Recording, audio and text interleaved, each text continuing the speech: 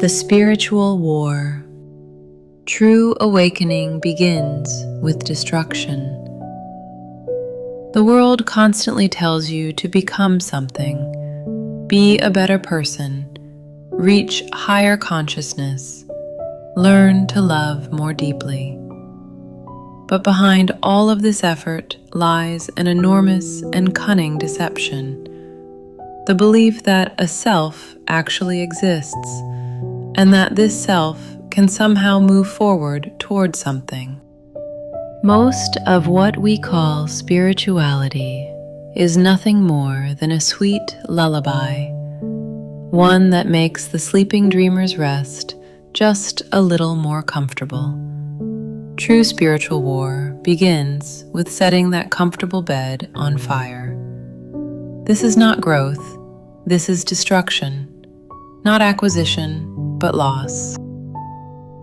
Everything you hold dear, your beliefs, your values, and even the image you have never once doubted as you, all of it must be dragged onto the battlefield.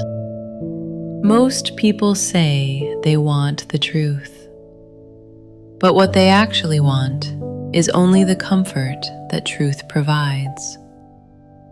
Truth never gives comfort. Truth is merciless.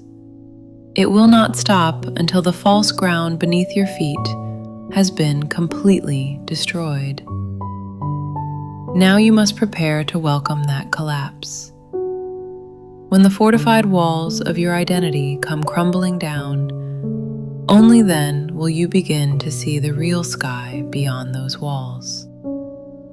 We spend our entire lives inside the veil of Maya, illusion. This veil is so dense that we cannot even perceive the fact that we are trapped within it. You repaint the walls of your prison, rearrange the furniture, and call it self-improvement or spiritual growth. But no matter how beautifully you decorate it, a prison is still a prison. The enemy in this war is not outside you. It is not the world spread before your eyes, nor the people who cause you pain. The true enemy is the ego's defense mechanisms, constructed entirely by your own mind. The ego fears death above all else. But the death spoken of here is not the perishing of the body. It is the moment when the truth is revealed, that the self is actually nothing. So the mind endlessly manufactures concepts, good and evil, light and darkness, enlightenment and delusion. It creates these binaries and keeps you wandering endlessly between them. The longer this wandering continues, the more at ease the ego becomes. Because as long as there is a seeker, the ego is safe. As long as there is someone searching, awakening will never come. You must stop and reach out to grasp the edge of the veil that has fallen over this very moment. The only certain path to awakening is to use the razor of intelligence to cut away your own falsehoods, one by one.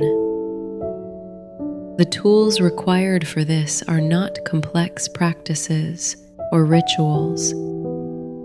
All you need is a piece of paper, a pen, and an iron commitment to never tell yourself even a single lie. Write down what you believe to be true. Then ask yourself why it is true, and keep asking. Who am I? Write down every answer that arises, your name, your profession, your roles, your personality, even the spiritual vanity of, I am a being of light. Write all of these down on paper and burn them, not to prove that they are not you, but to see clearly that they are simply thoughts. This process will be painful. You may feel as though your limbs are being cut away, one by one. But that pain is not real. It is only the noise of the false self, screaming as it refuses to let go. You must not stop until you reach the point where denial is no longer possible. The point where, no matter how hard you try to doubt, you simply cannot. There is no retreat on this battlefield. You either advance until everything is annihilated, or you remain forever inside the illusion. There is no third option. We are addicted to belief. Belief in God, belief in the laws of the universe, belief in karma and consequence. But enlightenment does not belong to the realm of belief. It belongs to the realm of knowing, more precisely, the realm of not knowing. Every belief is a product of fear, the terror of not knowing, the terror of having no control. To cover that fear, we erect the screen of belief.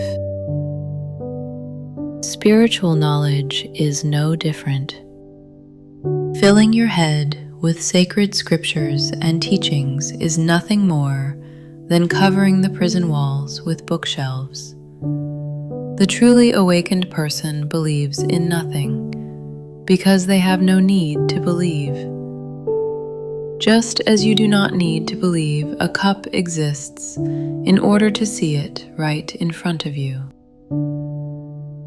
You must put down all the sacred things you have been holding. Release the expectation that they will save you. Salvation is not a gift bestowed by some external force. It is the original state that is revealed when every false belief that has been weighing you down dissolves all at once. Now let us speak about the most powerful illusion we cling to, the drama we call life. Each of us is the protagonist of our own life's movie. We endure hardship, fall in love, taste achievement, and dream of one day reaching a happy ending. But all of this is nothing more than an elaborately constructed stage set. For drama to exist, conflict is essential. So your ego endlessly manufactures problems. Financial troubles, relationship conflicts, health anxieties, even the spiritual thirst of feeling unenlightened becomes raw material for the story. The more you immerse yourself in these conflicts, the higher the tension of the drama rises, and you forget entirely that you are an actor. You collapse into the character. Even tragedy is delicious food for the ego. In the very moment you cry out, "Why is my life so hard?" Even then, the ego is savoring the role of the tragic hero, feeling its existence confirmed, experiencing a kind of dark thrill. But you must remember this. No matter how magnificent the crown worn on that stage, no matter how wretched the beggar's role performed, when the lights go out, the role disappears. All those dramatic events you cling to are, in truth, utterly meaningless. They are nothing more than shadow play, briefly appearing and vanishing in the empty space of consciousness. You want to believe the script has already been written, or that you are writing it yourself. But the truth is far more hollow than that. There is no script. There is no destination. Things simply happen as they happen. We try to control the randomness of life by naming it karma and causality. I worked hard, so the results should be good. I made mistakes, so I deserve punishment. But this is only a device to make the drama feel convincing. It is not the actual principle of the universe, because the universe has absolutely no interest in your drama. The only way to step free from this drama is to stop performing. But this does not mean giving up on life. Rather, it means recovering the gaze of the true observer who has been hiding behind the role. It means looking at every sorrow and joy that arises in your life, not as something happening to me, but as scenery unfolding on a stage. Even if the protagonist dies, the stage does not collapse. You, the actor, are not wounded either.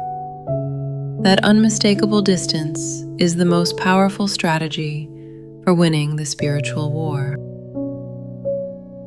As the war deepens, the ego plays its trump card, the weapon called emotion.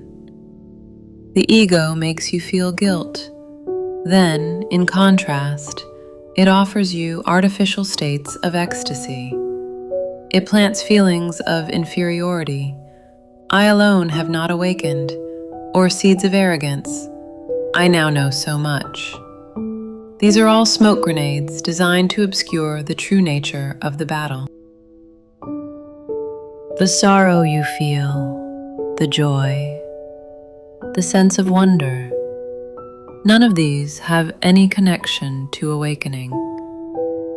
They are simply signals emitted by a biological machine. Do not ride the waves of emotion. Watch the waves as they rise, but never allow them to define your essence. We want to turn our lives into one grand drama. We want the narrative of a hero who endures trials and ultimately triumphs. But truth has no interest in your drama. If the drama itself is false, what meaning could any ending within it possibly hold? The protagonist must disappear before the drama can end. And only when the drama ends can you finally step outside the theater and breathe the fresh air. Ironically, at the final stage of this spiritual war, you must abandon even the goal of enlightenment itself, because the one who desires enlightenment is the only obstacle standing in the way of enlightenment. Enlightenment is not a state that the I can arrive at. It is what remains as the background, when the subject called I has completely evaporated. People imagine that upon enlightenment, they will gain extraordinary powers or live in eternal bliss. But awakening is an utterly ordinary thing. It simply means the state of no longer being deceived. knowing clearly that the world is not real, that the self does not exist, and that all of this is nothing more than meaningless play unfolding across the screen of consciousness. This is not nihilism. Nihilism says there is no meaning, and that is tragic.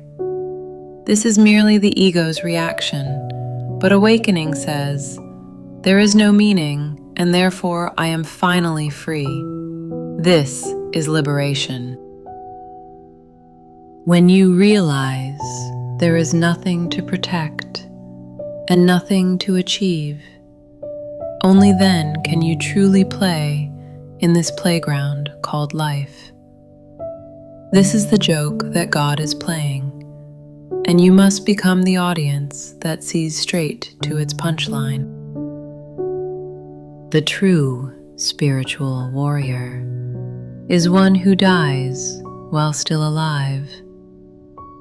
A person who willingly embraces the experience of having every identity dissolved while the body still breathes. We postpone death and keep on living, but awakening is the process of staring death directly in the face and becoming one with it. Whoever you think you are not that. Whatever you currently possess, it is not yours.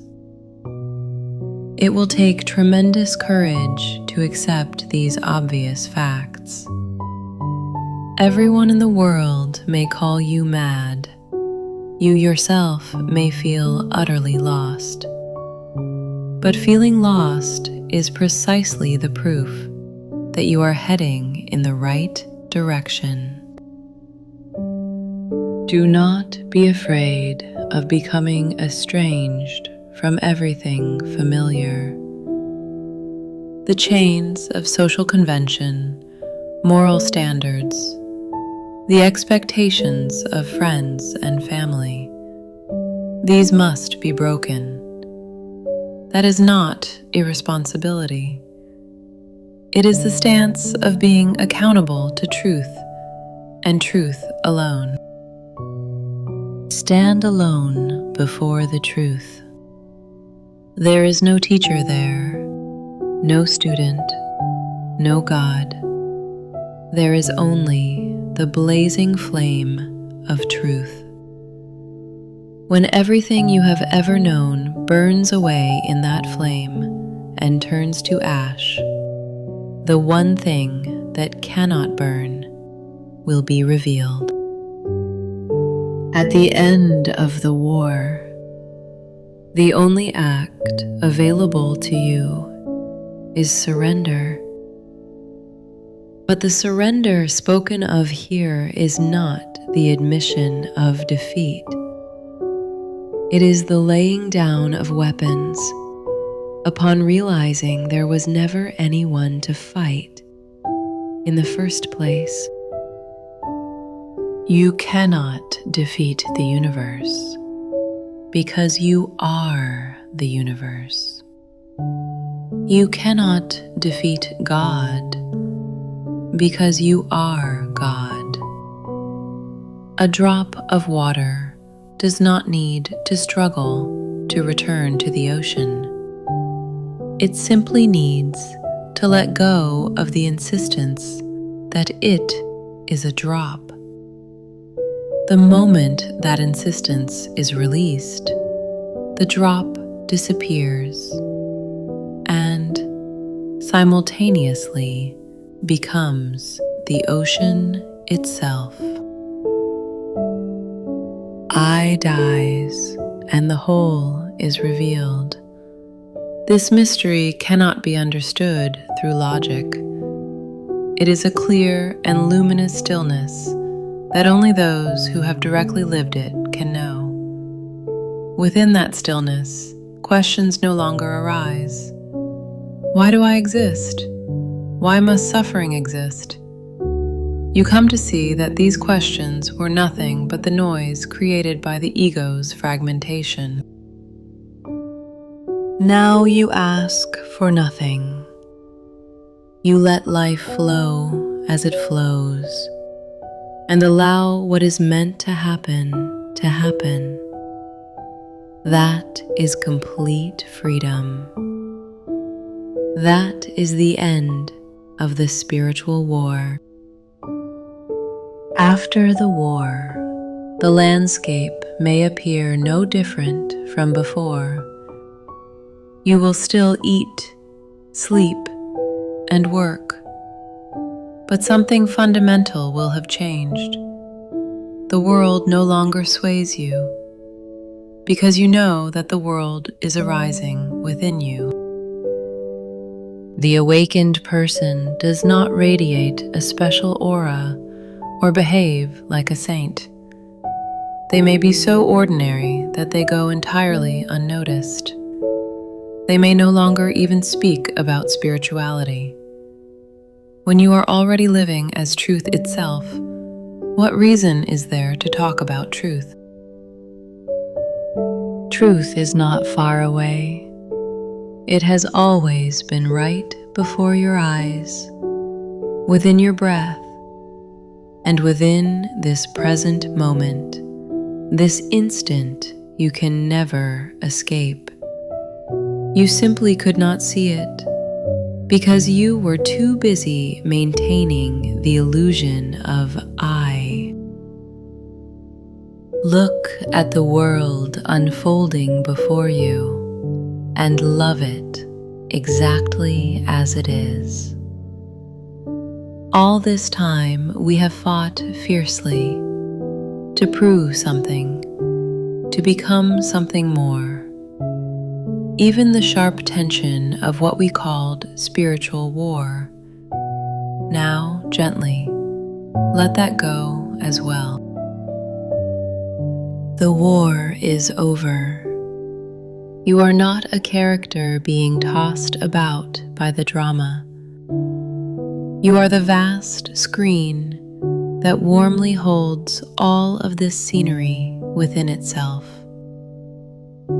Free yourself from every falsehood that has been weighing you down, and reclaim the light that was always originally yours.